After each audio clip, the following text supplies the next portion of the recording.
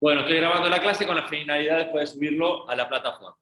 Bueno, la pregunta tuya es sobre la Junta Reguladora. Pregunta fundamental porque esto yo hice un ejercicio en la evaluación. ¿Está? ¿Qué es puntualmente lo que vos querés preguntarme sobre la Junta Reguladora? El objetivo que había, a ver, la Junta Reguladora se creó con la finalidad de poder ayudar a los productores. No te olvides el contexto, el valor, la cotización de la materia prima, fundamental para las exportaciones argentinas, se fue al tacho. ¿Está? Entonces, justamente, la Junta Reguladora venía a eso a resolver esa cuestión de, digamos, de la caída de los precios. Entonces, ¿cuál es el tema? Por valor, por cotización de materia prima, ¿se entiende? Que ahí es donde yo hacía ese gráfico ahí con los 3 colores que marcaba. Por cotización de materia prima, no le convenía al productor ponerse a sembrar o a criar, por ejemplo. ¿Por qué? Y porque quedaba, o entraba en pérdida, y en el mejor de los casos, quedaba hecho, es decir, no ganaba. Claro. Entonces, ¿cuál es la actitud de cualquier, que aparte es una actitud que vos tenés que entenderlo como futura técnica agropecuaria? Vos tenés que entender esto. Vos tenés que entender que esto no es amor al arte, no es que cultivamos por la inercia cultural de que somos campesinos y nos dedicamos a cultivar. No, también es un negocio esto. Y como tal, lo tenemos que tratar en consecuencia. Es un negocio, acá se hace plata, se genera, es un trabajo. Y trabajo para ganar, no trabajo para perder. ¿Está? Si el valor de la materia prima está bajo, y voy a quedar hecho al final de todo el ciclo, ¿para qué me voy a arriesgar? Porque no se trata de que acá estamos fomentando el no trabajo. Estamos fomentando la racionalidad económica. ¿Se entiende? Si no es negocio, no lo voy a hacer. Hago otra cosa a lo sumo. ¿Se entiende? Entonces, frente a ese panorama, el gobierno nacional, que entendía perfectamente bien que lo que estaba pasando, porque aparte es un gobierno proclive al campo, entiende perfectamente bien que es poco probable que el campesino o el productor agropecuario quiera volcarse a producir. En su gran mayoría, siempre van a haber los que van a producir, ¿tá? Pero en su gran mayoría van a frenar la producción. En ese contexto, la Junta Reguladora sale al campo, sale al mercado, a salvar la situación, diciendo que, bueno, no se hagan drama, yo le compro la producción a un costo más alto de lo que se los compra al mercado. ¿Se entiende? Si el precio del mercado es este, yo se los compro acá. El mercado lo compra a un precio más bajo, no lo vende. ¿Se entiende? Entonces, vos productor, y tenés ahora un nuevo agente dentro del mercado, la Junta Reguladora, que te dicen, yo te garantizo este precio. Menos de esto no te pago. Por eso es precio mínimo. Menos de esto no te voy a pagar. ¿Se entiende? Bien. Ahí el productor dice, saca cuenta y dice, bueno, ahora sí, económicamente, si la Junta Reguladora me compra, fantástico, yo compro. Yo me pongo a producir. ¿Se entiende? Ese es el sentido. Ya sea precio kilo vivo, precio tonelada de maíz, girasol, lo que sea. Sí. Sí, porque el objetivo ¿cuál era? Seguir girando la rueda económica. Está bien, los productores no se hicieron multimillonarios, no era el sentido de la Junta. El objetivo que tenía la Junta era evitar que se frene el ciclo de producción. ¿Se entiende? Forzado, pero que la rueda se siga moviendo. Te repito, forzado, pero que la rueda se siga moviendo. Entonces, ese era y para que le sirva. No sé si satisfecho, no sé si utilizaría esa palabra, pero sí que le sirva. ¿Se entiende? Porque ¿cuál es la idea también? Vos decís, pero la Junta Reguladora, ¿qué hace con esa producción? Automáticamente, la Junta Reguladora toma esa producción y sale y la vende al mercado. Al valor de mercado, que va a ser menos. Vos decís, pero en el camino está perdiendo. Porque está comprando a 120 lo que en realidad después vende a 100. Pierde 20 en el camino. Sí, es cierto. Pierde 20. Pero ¿cuál es la idea? Ese productor tiene que pagar impuestos después. ¿Y ese impuesto dónde termina? En el gobierno. ¿Se entiende? Entonces no es que pierde. Y a la vez ese productor compra semillas a la semillería tal, y compra fertilizante a tal lugar, y contrata los servicios de tal contratista, y contrata mano de obra. Y entonces la rueda se sigue moviendo. No es que se le va toda la plata, pero es lo normal, que es lo que pasa.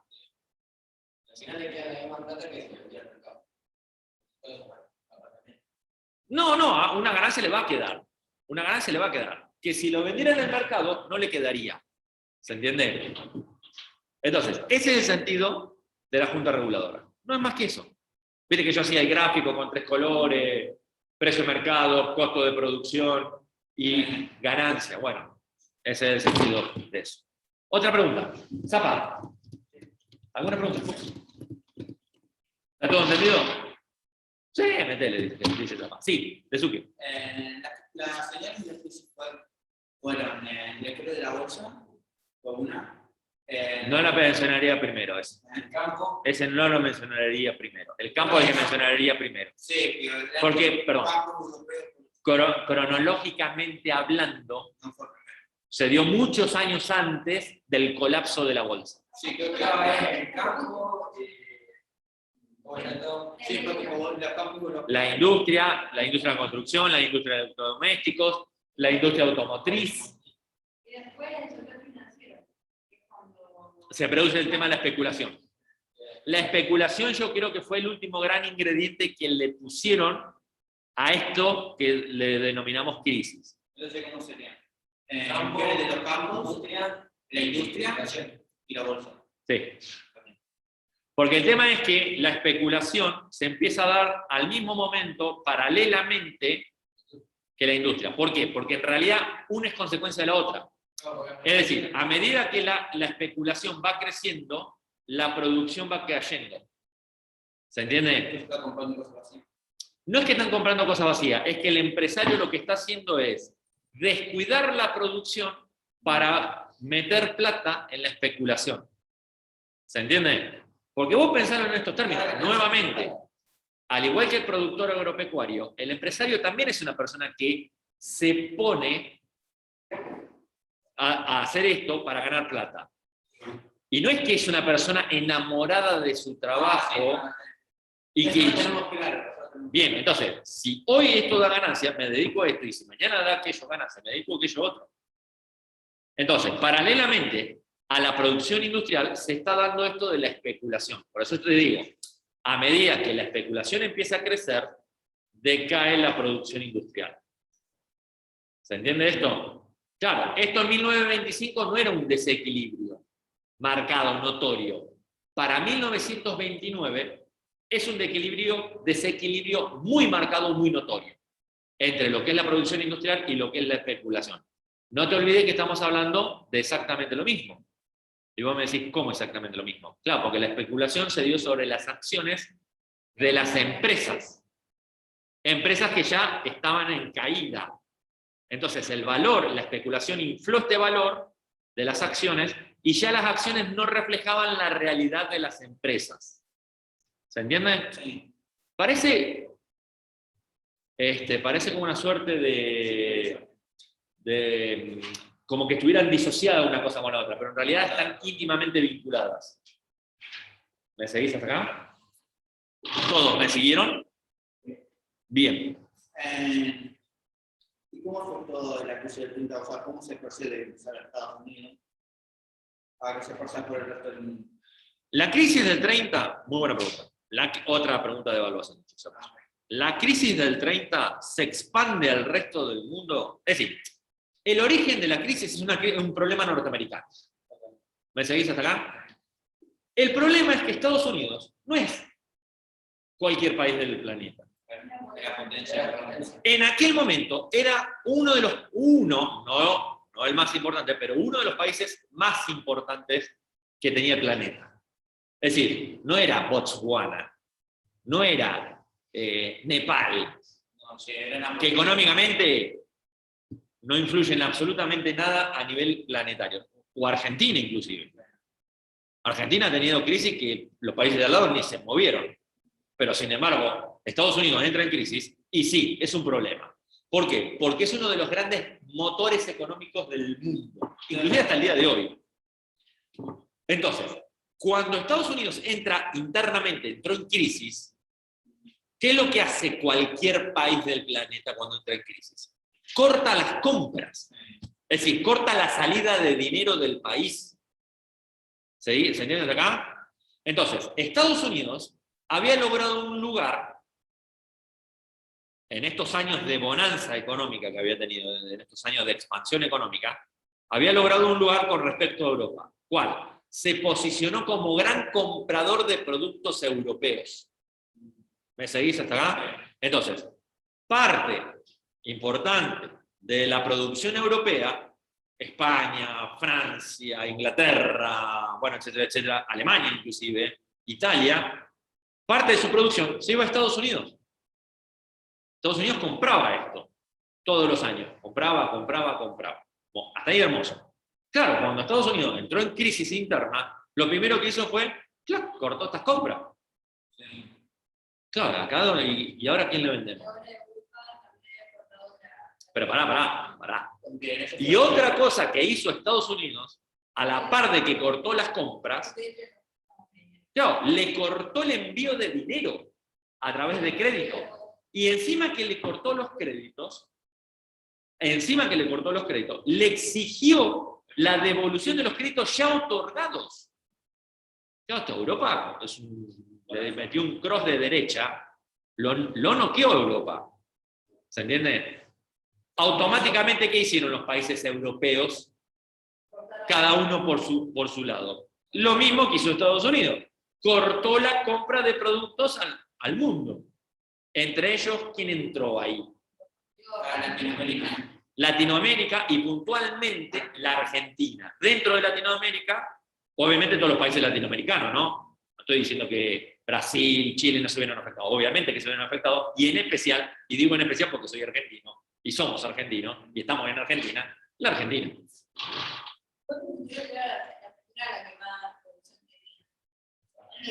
Está bien. Económicamente, digamos, dentro de la escala de importancia, es cierto que Argentina era la más destacada en ese momento, pero no era la única. No es que estaba solo Argentina y el resto no existía. No. Es cierto que Argentina producía muchísimo más de lo que producía cualquier país latinoamericano. Eso es cierto, pero no era exclusivamente. Y el tema es, no te olvides en ese sentido, de que la Argentina exportaba mucho a Inglaterra, y exportaba mucho a Alemania, y exportaba mucho a Italia, por ejemplo, y a Francia, principalmente los países europeos.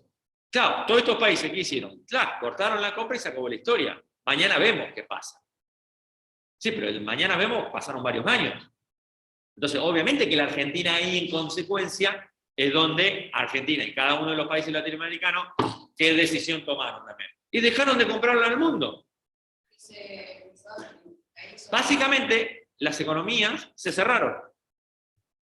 Se acaba el liberalismo económico. Además de que cada país, más que toda Latinoamérica, empezó a producir. Claro, eso es una consecuencia. Si no se hubiera dado esto, no se hubiera dado el ICI. Industria Nacional ICI significa Industria Sustitutiva de Importaciones. Que esto, a ver, no es que tampoco ICI apareció de la noche a la mañana. Fue un proceso que se fue dando a lo largo de la década del 30 y se intensificó en la década del 40, en especial acá en la Argentina. En Brasil también. Brasil durante la década del 40 le apostó muy fuerte a la industria y hoy es un país industrial de primer orden. Hoy Brasil, a pesar de los problemas económicos y a pesar de la pobreza que tiene, Brasil es un país industrial, no digo a la par de Estados Unidos o China, pero es un país industrial importante. ¿Argentina se le ve? ¿Perdón? ¿Argentina se le ve? No. A Argentina no le salió bien el desarrollo industrial, porque nosotros le apostamos a otra cosa y Brasil le apostó más a una industria pesada, cosa que sentó las bases de una verdadera industria, y Argentina no. Argentina no tiene una industria, no voy a decir que no, pero tiene una industria que depende mucho de la importación. Y ahí es donde está uno de los problemas, debilidades del comercio argentino. Bien, ¿qué más? De la importación y de la exportación. No te entendí. Depende de la exportación, porque la mayoría Sí. de los que lo están exportando también depende de la importación, porque necesita el producto. Exactamente. Exactamente. ¿Qué más? ¿Qué más? ¿Qué otra pregunta? Los gobiernos intervencionistas. Sí, eso es una consecuencia. Sí, pero ¿cómo funcionaba? O sea, ¿cómo era el proceso de intervención? ¿Se entiende? Sí, se entiende re fácil. Cuando nosotros hablamos de gobiernos intervencionistas, estamos hablando de que las principales medidas pasaron por regular el mercado de cambio. ¿Qué significa regular el mercado de cambio? No, eso es muy actual. No. Corralito no. Significa que la compra y venta de divisas, ya sea dólar, ya sea libra, ya sea lo que sea, no significa que va a estar controlada exclusivamente por el gobierno argentino y puntualmente por el Banco Central. Se creó el Banco Central, que el Banco Central tenía dos grandes funciones: controlar el mercado de cambio y controlar la masa monetaria, aparte de regular el funcionamiento de los bancos. ¿Está? La cantidad de dinero circulando, de pesos, que en aquella época también eran pesos. También se abandonó el patrón oro, se idearon planes económicos. ISI es uno de los tantos planes económicos.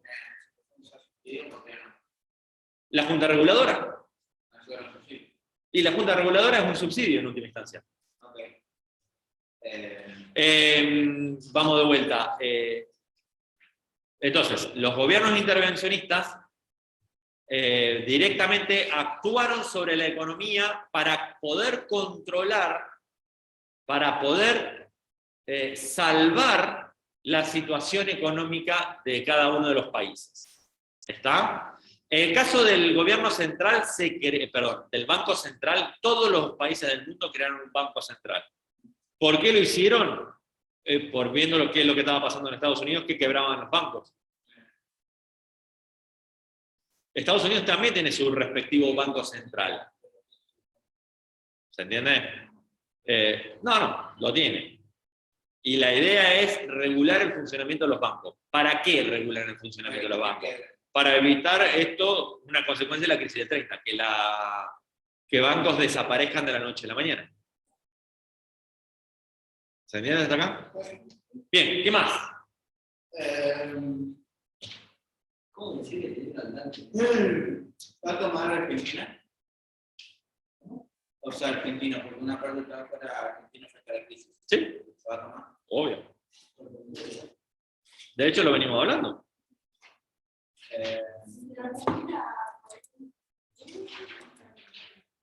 ¿Cuáles fueron las medidas que tomó Argentina, además del ICE, para el Banco Central?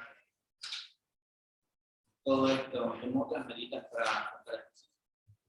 Sí, otra medida que tomó la Argentina, que esto hablamos poco en realidad, pero es algo que está, es el tema del bilateralismo. Es decir, Argentina empezó a hacer pactos económicos con otros países del mundo. Son los famosos tratados comerciales. Esto en una economía liberal era impensado, porque el comercio era comercio libre hasta 1930. El gobierno no tiene que intervenir en el económico. Presten mucha atención porque esto lo vamos a ver mucho en sexto, cuando veamos el trabajo práctico del Estado liberal. Justamente la idea es que estos gobiernos, como el caso de Argentina, realizaron pactos de comercio. Vamos de vuelta, bilateralismo. Y la idea era arreglar económicamente, es decir, la Argentina dice, bueno, yo te vendo a vos tantas toneladas de algo. E Inglaterra dice, bueno, yo a la vez te vendo a vos, a cambio de esa compra de esas toneladas, te vendo esto. ¿Tá? El pacto, en algunos casos fueron pactos increíblemente polémicos y hubo cosas raras en el medio. ¿Tá? Como el famoso pacto Roca-Rusman. ¿Tá? Independientemente de lo polémico, que no hay que dejarlo pasar de alto, no hay que dejarlo pasar. Y los términos de la negociación, la verdad que no fueron los mejores para la Argentina. Para Inglaterra fueron fantásticos. Pero para Argentina, yo lo que pasa es que también vamos a ponerlo en contexto. La Argentina era uno de esos países en los cuales la realidad es que no impone términos. Puede negociarlos, pero no imponer. Inglaterra puede imponer términos. La Inglaterra de 1930 puede imponer todos los términos que se le da la gana. ¿Por qué? Porque Inglaterra no tenía la necesidad de las materias primas latinoamericanas. ¿Por qué? Porque Inglaterra de 1930 es un país que tiene colonias en todas partes del planeta y puede conseguir esas materias primas como se le da la gana. Está bien, quizás es un esquema que le sirve en el contexto de la crisis. Le compro exclusivamente a mis colonias, como la India, como Sudáfrica, como Egipto, como Australia, como, qué sé yo, como en partes de China. Inglaterra tenía colonias desparramadas por todos lados y podía conseguir las materias primas que quisiera. Ese era el concepto de su colonialismo. Entonces, ¿qué le puede ofrecer? ¿Qué le puede demandar la Argentina que no lo tenga en otro lugar? ¿Qué? Que era tan exclusivo que teníamos nosotros que no tenía en otro lugar. Bueno, ahí está el tema. Y de eso se aprovechó Inglaterra. Y de eso, en el tratado se vio reflejado. Seguramente debe haber habido coimas, seguramente, poco demostrable hoy en día, lo que vos quieras. Yo te concedo todo eso. Pero la realidad es que Argentina, vamos a ponerlo, sincerarnos, la Argentina estaba en un lugar de desventaja y necesitaba comerciar. ¿Hoy en día? No, estoy hablando de 1930. Sí, pero hoy en día No, eso es otro cantar. Hoy en día es otro cantar. No es, no es el contexto de la crisis del 30, hoy en día. Yo estoy tratando de dar un lugar de dramatismo. El mundo dejó de comprar. ¿Y qué va a pasar mañana? Claro, nosotros sabemos porque tenemos la película, adelantamos, rebobinamos, ponemos pausa. Es fácil para nosotros saberlo. Pero para la gente de aquella época no lo sabía. Es como que yo te pregunto, ¿qué va a pasar mañana con la pandemia? ¿Qué sé yo? Suponemos que puede llegar a pasar, pero no lo sabemos. Claro, de acá a 40 años que van a tener la película, ellos van a adelantar, rebobinar, poner pausa, decir, ¿cómo se dieron cuenta que la pandemia estaba a punto de pasar? Ya faltaba poquito tiempo. Eso es un vivo bárbaro. Pero yo hoy no sé qué va a pasar. Y lo mismo ponete en el lugar de ellos. Yo con esto no los estoy defendiendo, pero estoy entendiendo el contexto. Lo que está mal, es indefendible. Pero entiendo el contexto. La Argentina estaba en ese lugar de debilidad. Inglaterra no precisaba de la Argentina, pero Argentina precisaba de Inglaterra. Como de otros países más también, ¿no? Entonces, en ese contexto, entender el pacto Roca-Rusman, hay que tomar estas cuestiones. Que hubo negociaciones turbias, olvídate, re turbias fueron. Que fue polémico en la Argentina, ultra polémico fue el pacto Roca-Rusman. Fue ultra polémico. Porque la verdad es que se pactaron cuestiones que... no vamos a entrar en los detalles del pacto porque no viene para el tema.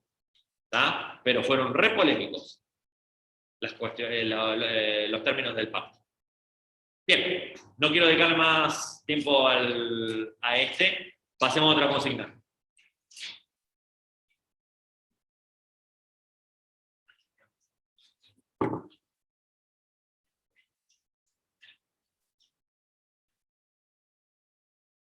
Profe, ¿qué pasó con la... No sé qué pasó. No, ¿qué pasó con la... En su momento con la industria grande? Ahí no tuve que el 30, hubo industrias que se federaron. O sea, directamente empresas de sistemas que federaron y desaparecieron. Sin duda. Bueno, pero ¿de dónde me estás hablando vos? ¿En Argentina? ¿En Estados Unidos? ¿En el mundo? Sí. Sí, bueno, es una crisis, eso es normal. Ya sé, no, pero ¿hubo recatas de esas empresas? Como hay hoy en día. No, porque era un gobierno liberal. Como buen gobierno liberal, por eso se agudizó mucho la crisis, el Estado no tomó ninguna acción en consecuencia. El gobierno, la lógica del gobierno era no intervenimos en lo económico. Y si esta empresa se va a la quiebra, y se va a la quiebra, y se va a la quiebra, y se acabó la historia. No intervenía en lo económico. Por eso la crisis del 30 se agravó. Por eso se agravó tanto la crisis del 30 en los Estados Unidos. Por eso desaparecieron tantos bancos. Y en consecuencia desaparecieron industrias. Industrias me refiero con nombre y apellido. Desaparecieron muchas industrias. Quebraron de la noche a la mañana. Porque muchas industrias, muchos empresarios habían apostado a la compra de acciones. Acciones que después terminaron evaporándose. Como también pasó que hubo empresarios que días antes vendieron de golpe y porrazo todas sus acciones. Y le hicieron dinero, le hicieron líquido, básicamente. Y esos no quebraron. Hace la vaca. ¿Qué sabían ellos? Que siempre fue bastante polémica la cuestión. Y es más, hubo empresarios que vendieron acciones en un fin de semana, cuando no se operaba en un fin de semana. Hace la vaca. ¿Eh? ¿Qué pasa? Porque la gente empezó a desconfiar. Y desconfió. No solamente que deja de comprar, salieron a vender.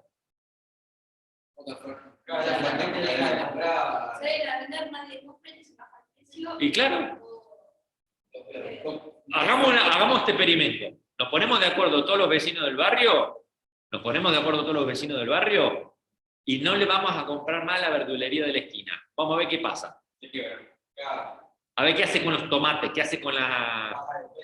Pero las tiene que salir a vender porque se le muere... Bueno, y ahí está el problema. Entonces, cuando vos tenés ese contexto donde nadie quiere comprar y todos quieren vender, el valor de la acción... Porque aparte vamos a decir esto, yo tengo este paquete de acciones que es muchísima plata. Es todo lo que yo tengo, este conjunto de papelitos. Es un papel, no deja de ser un papel. Vos decís, es todo lo que yo tengo en este mundo. Estaba a 10 y nadie me quiere comprar. Te las vendo a 8 y nadie me quiere comprar. Te las vendo a 3 y nadie me quiere comprar aún así. Y ahí es cuando... Y aún así ni a uno compraron. Y ahí es donde explotó. Porque había mucha oferta y poca demanda. Poca demanda, prácticamente no había demanda. Desapareció la demanda. Okay. Cuando yo te mostraba la foto de la gente agolpándose en las puertas literal de Wall Street, en la bolsa de Nueva York, era porque todo el mundo salió con los papeles a vender. Y querían venderlo ahí inmediatamente. Y no había ninguno comprando, habían todos vendiendo. Ahí está el tema. Eso se llama pánico. Es una corrida, se dice una corrida donde se genera el pánico. Y el pánico es lo peor que le puede pasar al mundo financiero. Sí. Cuando la gente no es la pobreza, las pertenencias, de nada, digo. Sí. Esas las pertenencias, como yo que te decía, las personas que no tenían el banco y la pobreza, ¿por qué? Hicieron de todo. Y hasta cosas que son inimaginables o mejor no decir. Hubo de todo. Y la gente que le fue mal poner en la década. Sí. Cuando agarró la crisis, fue mucho peor, ¿o no? ¿A vos qué te parece? ¿Y cómo Si encima que estamos mojados se larga a llover. ¿Cómo vivía ese peña? Y- Algo cierto. A ver, el tema es también esa situación. Las personas que están acostumbradas a sobrevivir en lo cotidiano siguen fluyendo. ¿Tá? Yo te voy a ser sincero, yo no sé cómo hace hoy en día gente que no tiene trabajo para poder vivir. Yo no me lo imagino, pero bueno, la necesidad es la madre de las inventivas.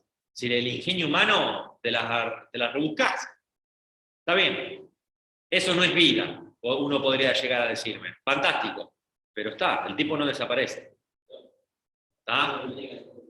Yo no sé, a la persona equivocada le venís a preguntar qué hacer en un caso así, porque soy el primero que se muere. Yo me quedo sin trabajo mañana y me muero. Sí, literal, ¿qué quiere que te diga? Si yo no soy un tipo que sale a buscar trabajo a la calle, yo vengo acá, yo ya tengo el circo armado y hace años que lo tengo armado. Yo te soy sincero de eso, que no te voy a mentir.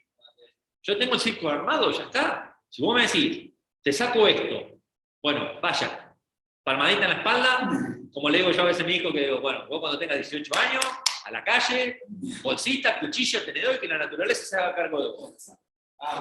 Le digo a mi hijo. A mí me decís eso en este preciso momento, que la naturaleza se haga cargo de vos, pero muero a los metros. O sea, a los metros la quedé. Porque, bueno, ¿qué hicieron esa gente? ¿Que les fue mal durante la década de oro? No sé. Algo hicieron. No tengo ni idea. ¿Y cuál es la situación de la temática económica? ¿Perdón? Había un país antes de crisis del 30 que ya posiblemente dice. Ay, pero ¿qué me dice este chico? No lo entiendo. Dice que antes de la crisis del 30 pasado, o sea, no, en la crisis del 30, antes de la crisis del 30, antes que empezara. Sí, Ya había países que estaban en crisis en Latinoamérica. siempre. La Argentina vivió como 3 o 4 crisis antes de la crisis. O sea, si hay algo que vos no le tenés que enseñar a un argentino, es sobre crisis. Crisis, los argentinos te damos cátedra de eso. Ok. ¿Está? O sea, está el planeta y está la Argentina. Ok. Pero el tema del todo es que la crisis de Argentina no afectaba a toda Latinoamérica. Nunca afectaron al resto de Latinoamérica. No. Brasil, pero ¿qué pasa? Estados Unidos es una potencia, una de las potencias mundiales, afectó a todos. Y sí, pero porque en realidad Estados Unidos está en otra posición que Argentina nunca logró estar. Porque cuando Estados Unidos dice A, el planeta escucha. ¿Se entiende? En cambio, cuando la Argentina dice A, se fijan a ver si es Messi o Maradona. Y si no es Messi o Maradona, o el Papa, tal vez, metele, ¿Argentina qué es? punto, se murió. A nadie le importa porque no, económicamente no es trascendente. ¿Se entiende esto? Sí, la crisis de Europa tampoco afectaba mucho. Que no era estar todo lo Europa es otro cantar. No al nivel de Estados Unidos, pero genera oleaje. Estados Unidos genera tsunamis, más que oleaje. Europa genera oleaje. Este sacude, por ahí salpica un poco. Esto es una tormenta. Sí, con Estados Unidos es un tsunami. ¿Tsunami? ¿Solo? muy grandísimo. Sí, metele todo lo que vos quieras. ¿Se entiende hasta acá? Bien, otra pregunta, vamos. Que está interesante este ping-pong.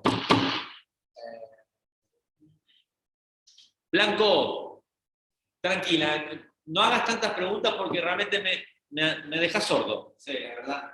No dejas hablar al resto, Blanco. Bien, ¿qué más? Y de Latinoamérica, un país que fue principalmente afectado.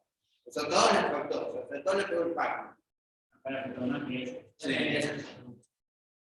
O digamos un país que ya tenía objeto por una condición que tuvo, estaba más preparado. Y no, nunca hay un país. A ver, ¿cómo decírtelo de Suki como para que se pueda entender? A todos los afecta de alguna manera. A algunos afecta más, a otros afecta menos. Eso es cierto. No todos los países se afectaron con el mismo nivel de gravedad. ¿Por qué? Y porque aquel que tiene más espalda económica, es decir, tiene más reservas de dinero, puede afrontar mejor la crisis que un país que no lo tiene. ¿Se entiende hasta acá? Pero también tiene que ver con el nivel de integración económica que tenga un país. Ejemplo, hoy, ¿en qué afecta a Haití económicamente que Europa esté complicado económicamente? En nada, porque Haití, no es que no, ¿quién lo conoce? Sino en qué nivel de integración, qué comercia con Europa que lo puede llegar a afectar. En nada. Entonces, que Europa entre en crisis para Haití no representa un problema, porque desde el vamos que no lo tiene al comercio europeo. ¿Se entiende? Entonces, eso es porque tiene falta de integración económica. Mientras mayor integración económica vos tengas con el mundo, y más te va a afectar una crisis. ¿Se entiende? Obviamente que a la Argentina lo afectó, porque tenía muy buena integración económica. Lo mismo Brasil, lo mismo Uruguay. Aparte que es una dependencia. Pero cuando digo integración me refiero a eso. Y sí, porque ese es el lugar que vos buscás tener. Porque no es que vos imponés términos. No, sos un país que... Es como que vos le vas a imponer los términos de compra al chango más. Yo me voy a llevar todo esto y me vas a cobrar tanto. No. En realidad es que todo lo que No. Exactamente. El chango más te impone los términos a vos. Yo te juro que yo he ido 3 millones de veces al chango más. Jamás logré que me bajaran el precio de algo. Sí. Pero a ver, vos no le imponés términos a chango más. Bueno, lo mismo sucede a Argentina con el mundo. Vos no le imponés términos al mundo a Argentina. En cambio, Estados Unidos sí. ¿Y por qué? ¿Porque Estados Unidos? No, porque Estados Unidos tiene un peso económico lo suficiente como para decirle al mundo qué es lo que va a hacer. Y si no te gusta, al otro lado. Yo no te digo lo que debería. Yo te digo lo que fue y lo que es. ¿Está?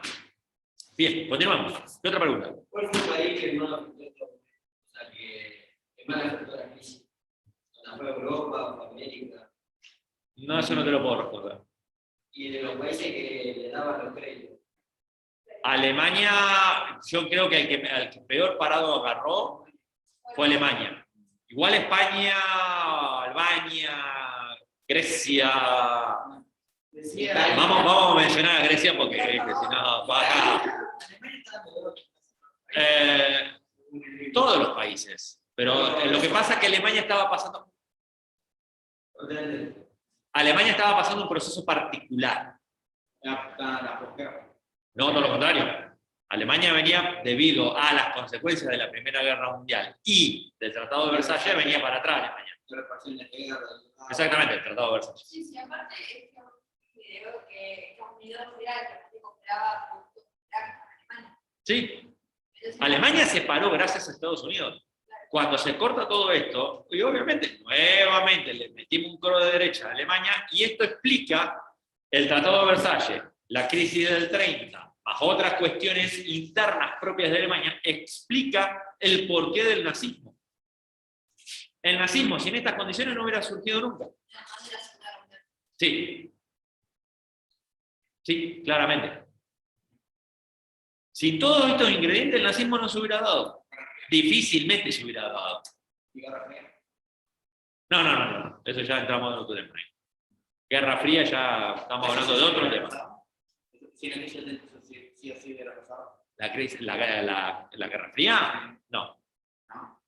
Bueno. Si no hubiera nacido Roosevelt, se hubiera dado la recuperación económica de Estados Unidos y no sé, qué sé yo. Si hubiera estado Hitler, hubiera habido Segunda Guerra Mundial. Son respuestas. Te lo resumo así nomás, dale. No. Exactamente, ya nos fuimos totalmente del tema. Bien, ¿qué otra más? Bueno, en realidad, ¿qué otra más? Nada. Tocó el timbre, así que...